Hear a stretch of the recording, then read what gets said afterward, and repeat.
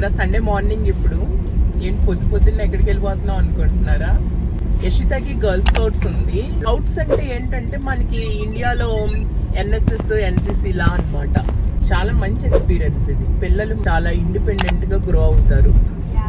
ఇంకా వెళ్ళి యశ్వితని డ్రాప్ చేసేసి ఇంకా డైరెక్ట్ ఇంటికి వెళ్ళిపోయి లంచ్ చేయాలి. ఇంకా చేయలేదు, ప్రిపేర్ చేయాలి. రాగి సంగటి పాయ కర్రీ చేస్తాను వెళ్ళాక.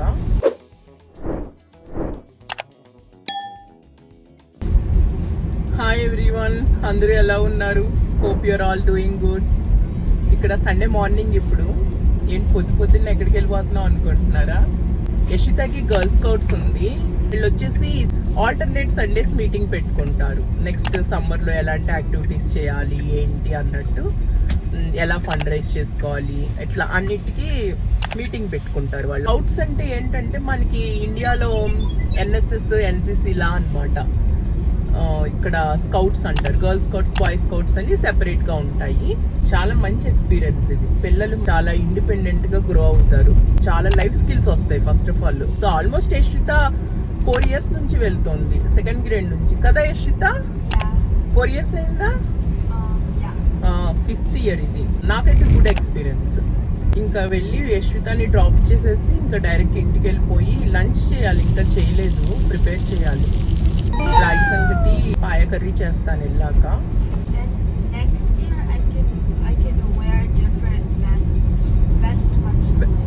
వెస్ట్ తెచ్చుకోవట్లేదు ఇప్పుడు. వెళ్దామా వెనక్కి?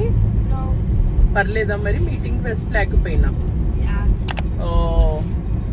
వెస్ట్ అంటే ఒక యూనిఫామ్ లా ఇస్తారనమాట వీళ్ళకి, యాక్టివిటీస్ అవి చేసేటప్పుడు. తర్వాత ఇలా మీటింగ్స్ కి వేసుకోవాలి దాన్ని. ఈరోజు మర్చిపోయిందండి తెచ్చుకోవడం. ఈరోజు అమెరికాలో చాలా big day. Evening super bowl ఉంది. సూపర్ బౌల్ అంటే ఎన్ఎఫ్ఎల్ లో ఫైనల్ మ్యాచ్ ని సూపర్ బౌల్ అంటారు. ఈరోజు ఫైనల్ మ్యాచ్ ఎవరెవరికి?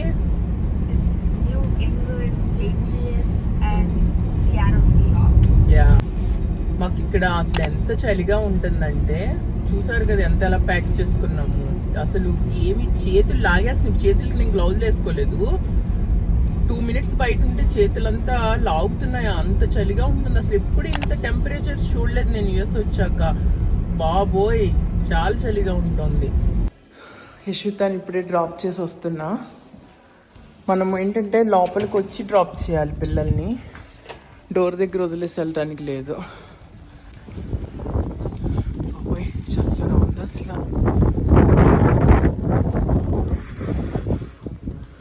పరిగెట్టేయాలి కారు దగ్గరికి. అమ్మాయి ఎంత చల్లిగా ఉందో. సండే కదా, ఇది ఒక చర్చ్ అన్నమాట. ఈ చర్చ్లో ఒక రూమ్ వీళ్ళకి ఇచ్చారు మీటింగ్స్ అవి పెట్టుకోవడానికి. అసలు కార్ పార్కింగే ఉండదు. ఎక్కడో దూరంగా పెట్టి ఫాస్ట్గా వచ్చి ఆ పరిగెట్టుకుంటూ. అమ్మాయి ఇదిగో చూడండి, అసలు పార్కింగే ఉండదు. కావాలగా వీళ్ళకి ఆ బిల్డింగ్ ఇచ్చారు.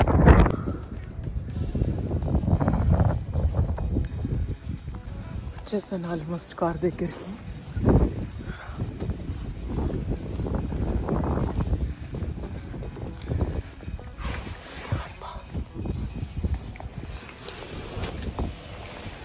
అమ్మయ్య దేవుడా, బాగుందబ్బా.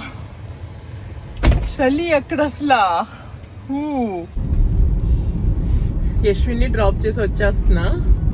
అమెరికాలో వీళ్ళకి ఎలా అంటే, ఫుట్బాల్ అనేది ఇది ఒక గేమ్ కాదు. ఏమంటారంటే, మంచిగా చెప్పాలంటే వీళ్ళ కల్చర్ లో పార్ట్ అని చెప్పాలి. ఈరోజు ఈ సూపర్ బౌల్ అసలు ఎంత క్రేజీగా ఉంటదంటే, ఇంకా మీకు ఈవినింగ్ రోడ్డు మీద ఒక్కళ్ళు కనిపించరు. ఎక్కడ ఇంకే రెస్టారెంట్కి వెళ్ళినా ఎక్కడికి వెళ్ళినా ఇంక ఇదే డిస్కషన్ నడుస్తూ ఉంటుంది. ఎన్ఎఫ్ఎల్ సీజన్ అంతా ఆల్మోస్ట్ అలానే ఉంటుంది. ఇంక ఈ రోజు మరీ ఎక్కువగా ఉంటుంది. అంత బాగా ఎంజాయ్ చేస్తారు అసలు. చాలా నాకు అమెరికా వచ్చిన కొత్తల్లో అనిపించేది, ఏంటి వీళ్ళు ఎంత క్రేజీగా ఉన్నారు అసలు ఈ గేమ్ కి అనేసి. నాకు అట్లనే ఫస్ట్ లో వచ్చినప్పుడు. తర్వాత ఇంక మనం కూడా స్లోగా ఇన్వాల్వ్ అయిపోతాము. ఎట్లా అంటే, ఇప్పుడు మన వర్క్ ప్లేస్ లో డిస్కషన్స్ వస్తాయి. స్కూల్లో పిల్లలు ఈ టీమ్స్ అని, మా ఫేవరెట్ అని, టీమ్ జెర్సీస్, టీం గురించి మాట్లాడుకోవడం. ఇంక ఇవన్నీ చూసి మనం కూడా స్లోగా ఇన్వాల్వ్ అయిపోతాం అనమాట వాళ్ళతో పాటు. ఇంకా మ్యాచ్ చూస్తూ ఉంటే ఇంక వెళ్ళిపోతాం కదా. ఇంక అట్లా మామూలుగా అయితే వచ్చిన కొత్తల్లో ఇంకొక నాకున్న కన్ఫ్యూజన్ మరి అసలు ఎవరికైనా ఉందో లేదో నాకు తెలీదు. వచ్చిన కొత్తల్లో వీళ్ళు ఫుట్బాల్ అనే ఆ బాల్ వచ్చేసి రబ్బీలా ఉంటుంది, మనం రబ్బీలో ఆడే బాల్ లా ఉంటుంది. అది ఏంటి రబ్బీని ఫుట్బాల్ అంటున్నారు అనేది. మనం ఏంటి ఫుట్బాల్ అంటే మన బాల్ ఇట్లా రౌండ్ గా అట్లా ఉంటది. ఇక్కడ వాళ్ళేమో అదే ఫుట్బాల్ ని వీళ్ళు ఇక్కడ అమెరికన్స్ సాకర్ అంటారు. నాకు ఇది చాలా కన్ఫ్యూజన్ ఉండేది. చూస్తే మళ్ళీ రబ్బీ గేమ్ ఈ ఫుట్బాల్ గేమ్ సేమ్ ఉంటుంది చూడటానికి. చూడడం స్టార్ట్ చేసినాక ఓకే మనము బై గ్లాన్స్ అంటే ఫస్ట్ గ్లాన్స్ లో అట్లా అనిపిస్తుంది, కానీ గేమ్ రూల్స్ కానీ స్ట్రాటజీస్ కానీ మొత్తం అసలు గేమ్ స్టైల్ అన్ని డిఫరెంట్, అది ఇది సేమ్ కాదని అప్పుడు అర్థమైంది. కానీ ఈ కన్ఫ్యూజన్ అసలు ఎవరికైనా ఉందా? ఏ సాకర్ ఫుట్బాల్ ని సాకర్ అంటారు, మనమేమో రబ్బీ బాల్ ఏమో ఇక్కడ ఫుట్బాల్ ఆడతారు, ఇలాంటి కన్ఫ్యూజన్ ఉందా మీకు ఎవరికైనా బిగినింగ్ లో ఇక్కడికి వచ్చినప్పుడు? రోజు మ్యాచ్ వచ్చేసి న్యూ ఇంగ్లాండ్ పేట్రియట్స్ కి సియాటల్ సీహాక్స్ కి జరుగుతుంది మ్యాచ్. న్యూ ఇంగ్లాండ్ అంటే ఇది కొంచెం మన ఏరియాలోకే వస్తుంది. ఇది ఇక్కడ న్యూ ఇంగ్లాండ్ ఎలా వచ్చిందంటే పేరు మీ అందరికీ తెలుసు కదా, ఇండియాని బ్రిటిష్ వాళ్ళు పాలించినట్టు అమెరికాని కూడా పాలించారు, కానీ మనకన్నా చాలా ముందు వచ్చింది వీళ్ళకి స్వతంత్రం.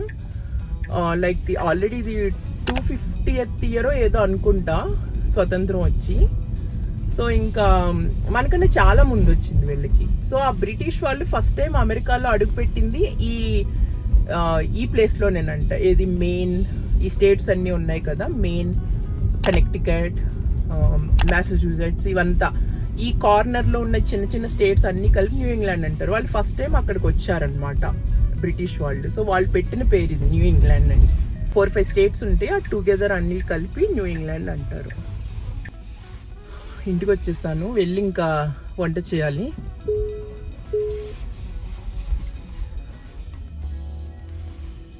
ఇంకా రాగానే ఫస్ట్ రైస్ పెట్టేస్తున్నాను. 1 కప్పు రైస్ తీసుకున్నాను నేను ఈరోజు. 1 కప్పు రైస్కి 10 కప్స్ వాటర్ పోసి ఇన్స్టాపాట్లో పెట్టేస్తున్నా. మనకి ఇన్స్టాపాట్లో పెట్టేస్తే అడ్వాంటేజ్ ఏంటంటే లీకేజ్ భయం ఉండదు, లేదంటే పొయ్యి నిండా వాటర్ అవుతాయి, మళ్ళీ వాష్ చేసుకోవాలి, ఆ భయం ఉండదు ఇందులో పెట్టేస్తే. ఈ పాట్కి వెనకాల కొంచెం కనెక్షన్ వీక్గా ఉంది, కొన్ని చాన్నాళ్ళు అవుతుంది. కాస్త కొంచెం గట్టిగా నొక్కి ఆన్ చేయాలి ఇది. ఇంకా నెక్స్ట్ పొయ్యి మీద పాయ కర్రీ స్టార్ట్ చేస్తున్నా. మనం ఈ కర్రీ కూడా ఇన్స్టాపాట్లో చేసుకోవడం ఈజీ, కింద పొయ్యి మీద వాటర్ పడి లీక్ అయ్యే ప్రాబ్లం ఉండదు. కానీ నా దగ్గర ఒకటే ఇన్స్టాపాట్ ఉంది, ఇంకా కుక్కర్లో చేస్తున్నా. అందుకని ఫస్ట్ ఆయిల్ వేసుకుని కొంచెం బిర్యానీ ఆకు, చెక్క, స్టార్ ఫ్లవర్ వేసాను. తర్వాత ఆనియన్, గ్రీన్ చిల్లీస్ వేసేసాను. ఈ చెర్రీ టొమాటోస్ చూస్తున్నారా, ఇవి మన గార్డెన్లో సమ్మర్లో వచ్చినాయి. ఫ్రీజ్ చేసి ఇలా స్టోర్ చేసుకుంటా. ఫ్రెష్గా కొనుక్కోవచ్చు కదా అని చాలామంది అనుకుంటారు, కానీ మనకి ఆర్గానిక్గా ఉన్నప్పుడు ఫెర్టిలైజర్స్ వేసిన టొమాటోస్ ఎందుకండి కొనుక్కోవడం, ఇవే బెటర్ కదా. That's my formula. మనం పక్కన ఆనియన్స్ అయ్యేలోపు ఇంకా పాయాన్ని కూడా బాగా క్లీన్ చేసుకోవాలి. వాళ్ళు కాల్చిస్తారు కదా, కొన్ని చోట్ల బ్లాక్గా ఉంటుంది. సో నైఫ్తో బాగా గీరేసి పసుపు వేసి వాష్ చేసుకోవాలి మంచిగా. ఇవి కొంచెం ప్రాసెస్ క్లీన్ చేయడం. ఇంకా ఆనియన్స్ కూడా మంచిగా వేగాయి. ఇంకా జింజర్ గార్లిక్ పేస్ట్ వేసేయాలి దీంట్లో. ఇప్పుడు నేను ఒక 2 స్పూన్స్ వరకు వేస్తున్నా. ఇంకా జీజీ పేస్ట్ కూడా బాగా వేగాక మనము టొమాటోస్ వేసేయాలి. చెర్రీ టొమాటోస్ కదా ఇవి, నేను అందుకని డైరెక్ట్గా వేసేస్తున్నా, కట్ చేయాల్సిన పని లేదు. ఇవి ఆల్రెడీ మనం స్టోర్ చేసే ముందే మంచిగా గ్రేడ్ చేసి వాష్ చేసి నేను ఫ్రీజ్ చేస్తాను, అందుకని ఇంకా డైరెక్ట్ వేసేయడమే. ఇంకా టొమాటోస్ కూడా కుక్ అయ్యేలోపు మనం మసాలా ప్రిపేర్ చేయాలి. ధనియాలు, జీలకర్ర, ఒక దాల్చిన చెక్క, 3 ఎలాచి, క్లోవ్స్ కొన్నేసి 3 స్పూన్లు ఎండు కొబ్బరి వేసి పేస్ట్ చేస్తున్నా కొంచెం వాటర్ వేసుకుని. ఈ ఎండు కొబ్బరి స్టోర్ బాట్ కాదు, ఇది మనము హోమ్లో ప్రిపేర్ చేసిన ఎండు కొబ్బరి. అది ఇండియా నుంచి అమ్మ చేసి పార్సిల్లో వేసి పంపిస్తారు. అది నాకు పొలంలో ఉంటాయి కదా కొబ్బరి చెట్లు, దాని నుంచి తీసుకుని. ఇంకా టొమాటోస్ కూడా బాగా మెత్తగా ఉడికిపోయినాయి. ఇంకా పాయ వేసేస్తున్నాయి ఇప్పుడు.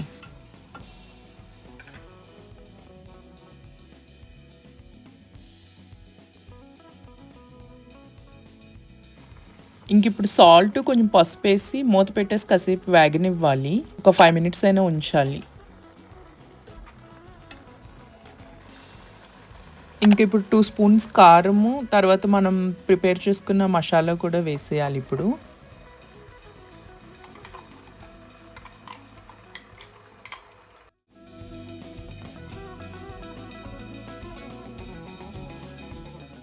ఇంకా ఇప్పుడు వాటర్ ఫుల్గా వేయాలి. ఆ మొత్తం ముక్కలు ములిగే వరకు ఫుల్గా వేసేయాలి. నేను మసాలా ప్రిపేర్ చేసిన జార్ ఉంది కదా, అందులో కూడా వాటర్ వేసి పోసేస్తున్నా. ఇంకా 10 to 12 విజిల్స్ అయితే రావాలి.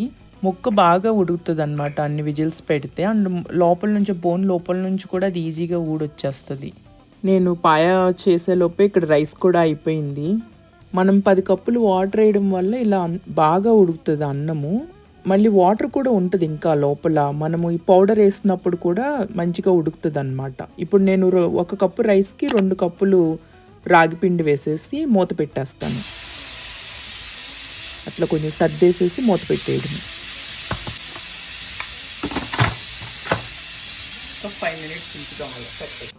ఇంకా ఒక 5 మినిట్స్ తర్వాత సాల్ట్ వేసేసుకుని, మనకి ఎంత కావాలితే అంత కొంచెం సాల్ట్ వేసుకుని, మన దగ్గర తెడ్డే కానీ లేకపోతే కొంచెం గట్టి గరిటెలు లాంటివి ఏమన్నా ఉంటే అది పట్టుకొని ఇంకా మెత్తగా బాగా కలపాలి. చేతులు కూడా నొప్పి వచ్చేస్తాయి ఒక్కోసారి ఎక్కువ ఉన్నప్పుడు కన్సిస్టెన్సీ. ఇప్పుడు అంతేం పెయిన్ ఉండదు, కానీ ఎక్కువ వండేటప్పుడు నాకైతే చేతులు నొప్పులు వచ్చేస్తాయి.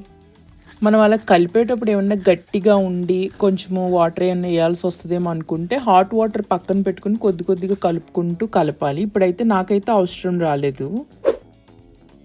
అంతే, ఈజీ రాగి సంగటి పాయ కర్రీ రెడీ అయిపోయింది. నాకు ప్రెషర్ కుక్కర్లో ఉంచి ఆ మటన్ తీసి ప్లేట్లో వేసుకుని ఆ విజువల్స్ అంతా నేను మిస్ అయ్యాను. ఎందుకంటే నాకు ఈరోజు కిట్టి ఉండింది. నేను ఇంకా రాగి ముద్ద మట్టికి రెడీ చేసేసి ఇంకా నేను రెడీ అయిపోయి వెళ్ళిపోయాను. ఈ కుక్కర్లో ఇది 12 విజిల్స్ వచ్చినాక పిల్లలే కట్టేసి ఆ ప్రెషర్ పోయినాక వాళ్ళు తినేసారు. ఇంకా నేను వచ్చాక ఈ ప్లేట్లో పెట్టుకుని ఇంక ఈ విజువల్ తీసుకున్నా. ఇంకా evening super bowl vibe start అయిపోయింది.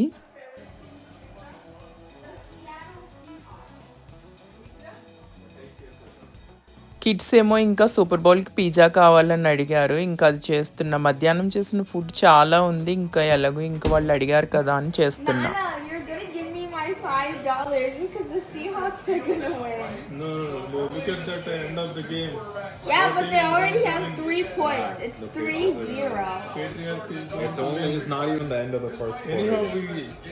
We had a bet, right? Yeah.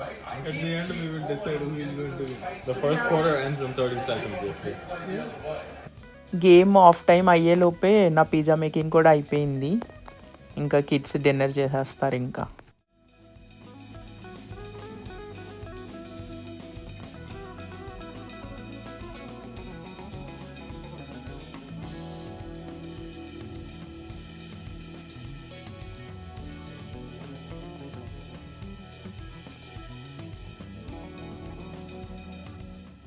ఇంకా హాఫ్ టైమ్ షో కూడా స్టార్ట్ అయ్యింది. హాఫ్ టైమ్ షోలో బ్యాడ్ బన్నీ అని తెలుసు, కానీ లేడీ గాగా ఉండడం చూసి కొత్తగా అనిపించింది నాకు. Die with a smile song యశ్వికి ఫింగర్ టిప్స్ మీద ఉంటుంది. ఇప్పుడు చాలా బాగా పాడుతుంది, కానీ నేను మొత్తం రికార్డ్ చేయలేను, కాపీరైట్ వస్తుంది కదా. సో ఇదండి మా super bowl Sunday. Thank you for watching. Please like and subscribe.